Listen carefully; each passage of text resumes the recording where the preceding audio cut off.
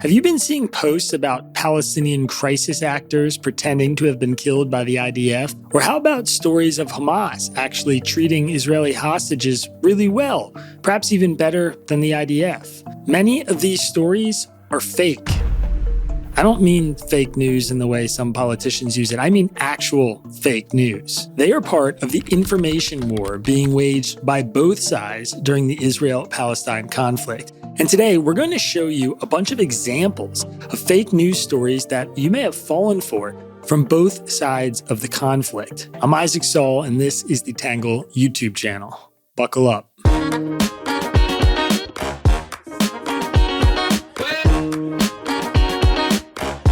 So there has been a lot of talk over the last few years about how the mainstream media cannot be trusted. And obviously, I started Tangle, so I believe many of those criticisms are worthy. But it is also worth noting that independent media outlets and social media influencers operate with far fewer checks and balances and frequently spread wildly inaccurate or misleading information online. During times of war, this is especially true. And during the last couple months, it has been as bad as I've ever seen it. So let's start with a few examples that have been spread by some folks on the pro-Israel side of this conflict. You may recognize this guy.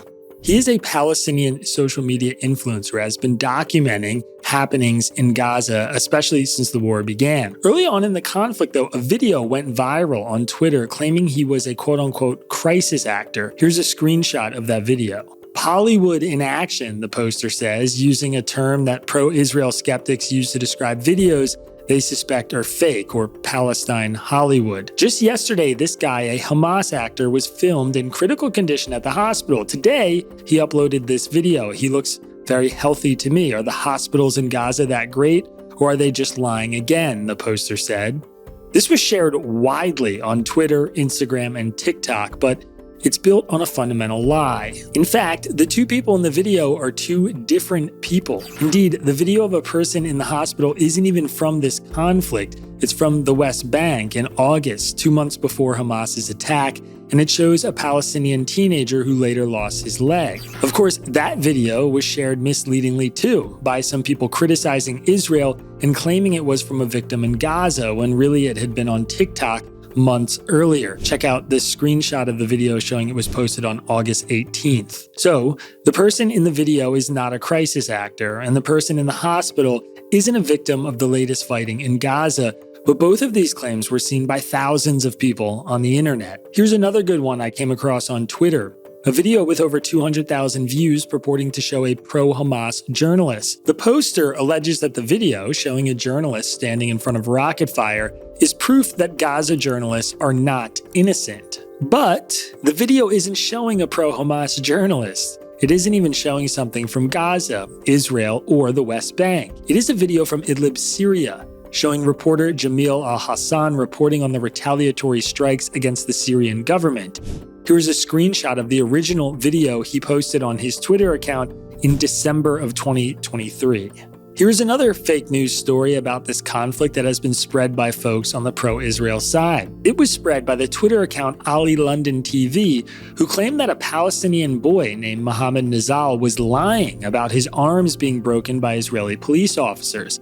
Ali claims that after the boy was released, you can see a video of him embracing his relatives with his arms intact and normal. The video has 3 million views, but it is a lie. In fact, this Twitter user is once again comparing two different people. The boy in the video hugging his relatives is named Muhammad Shatara, and the video is of him with relatives inside a hospital. Nizal, meanwhile, very definitely had his hands broken, and the BBC actually reviewed x-rays of his hands, which were reviewed by 2 doctors in the United Kingdom. Those are just some of the examples that have been spread by people on the pro-Israel side. And before I give you some examples from people on the pro-Palestine side, I want to tell you to please subscribe, like this video if you're enjoying our work, and leave a comment with your thoughts. All that stuff helps the YouTube algorithm. So, of course, this is not just happening from people who are supporters of Israel. After a group of Israeli hostages were released, many posts on social media claimed the hostages looked like they were returning from vacation or had been treated very well by Hamas. Posts on X, formerly known as Twitter, and Instagram elevated this claim. Indeed, Hamas even released a letter from a woman named Danielle Alani who claimed her 5-year-old daughter was treated with quote-unquote extraordinary humanity by Hamas. Actually, though, Israeli hostages who were released were found malnourished, ill, injured, and deeply traumatized. One 84-year-old woman was in life-threatening condition.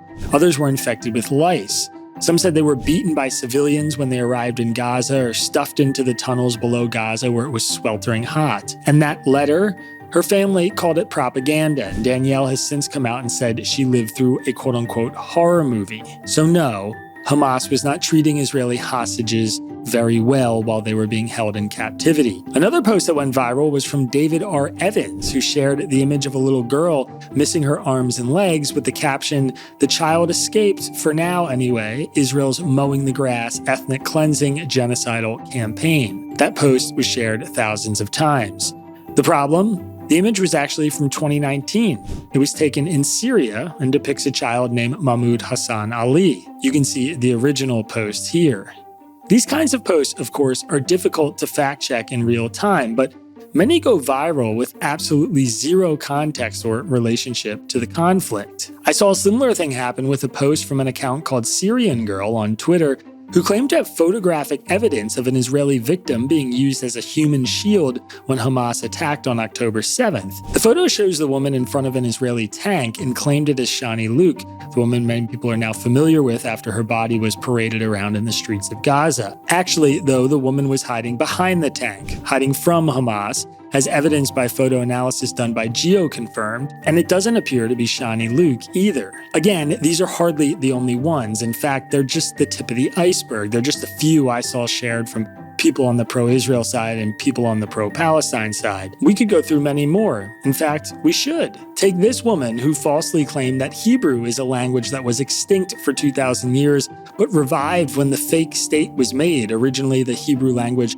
only had 7,000 words, but now it has 33,000. 26,000 words were taken from the Arabic language, she said. That tweet got over 3 million views, and basically all of it is wrong. Hebrew was, in fact, supplanted by Western Aramaic in 200 CE, but it survived as a lingua franca among the diasporas and was already revived well before Israel's creation. Classical Hebrew only has about 14,000 words. There was also the black flag that got raised over a mosque in Iran that people said was a call for Muslims to go to war. Those claims went viral among many users on Facebook. In actuality, though, the flag was raised as a symbol of mourning for the dead in Gaza. Here's another false accusation of quote-unquote Bollywood. This one is a little complicated. There was a video of Moroccan actor Karim Danasal on a hospital bed posted online, but it wasn't some conspiracy. Danasal posted it himself on his TikTok channel as well as his Instagram. What's harder to find is any proof that people were sharing this image as proof of another civilian injured in Gaza. In this case, the story itself was actually a hoax. There was the viral video that claims to show clothes thrown in front of a Zara store in New York to protest anti-Palestinian aid,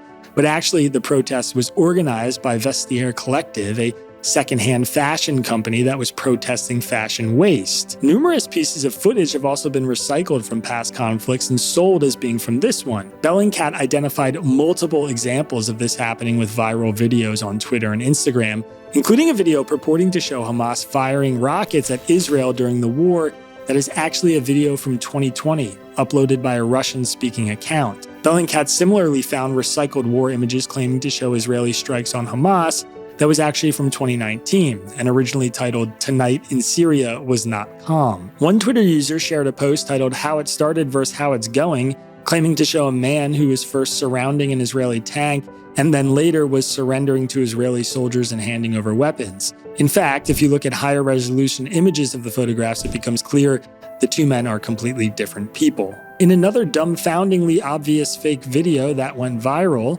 a video was posted claiming to show a captured and blindfolded Gazan denying his affiliation with Hamas, while his interrogator purportedly showed the camera a video from the man's phone of Hamas on October 7th. Debunkers noted that the blindfolded man had an Israeli Arabic accent, and he relaxed and gave a thumbs up at the end of the video. Most obviously, however, was the fact that the video being shown to the camera wasn't from October 7th. It was dated September of 2022. An Israeli government spokesman claimed that Israeli airstrikes were incredibly precise, with the IDF recording 22,000 rocket launches that only resulted in 0.8 civilian deaths per airstrike, claiming the 17,000 plus civilian deaths were actually an example of world-leading precision given the number of rockets launched. To support this claim, he referenced a deleted tweet that, based on the context, seemed to compare that death rate to data from London-based nonprofit Action on Armed Violence, which tracks deaths caused by explosives and tallied 31,000 deaths over 4,322 incidents globally in 2022. That'd be a death rate of over 7 people per explosion. The issue, aside from the tone of the morose victory lap, was how those explosive incidents were tracked. The Israeli spokesman knew the total number of rockets launched by the IDF and calculated a ratio based on that number. However, as a violence tracking nonprofit, the AOAV only records the number of strikes that result in at least one death, as the coordinator of the AOAV noted. That means there's no way of knowing how many explosive devices are detonated or missiles are launched that result in no deaths, so the comparison doesn't make sense. And then there was also this image. This went viral on Instagram under the caption, "Zionism Explained," in one picture, showing a Jewish man screaming in the face of a Muslim woman. But the photo actually lacks quite a bit of context. If you watch the full video, you can see that before the man yells at her, he is actually praying. She then approaches and pulls a prayer book out of his hands. Here's a video of the incident.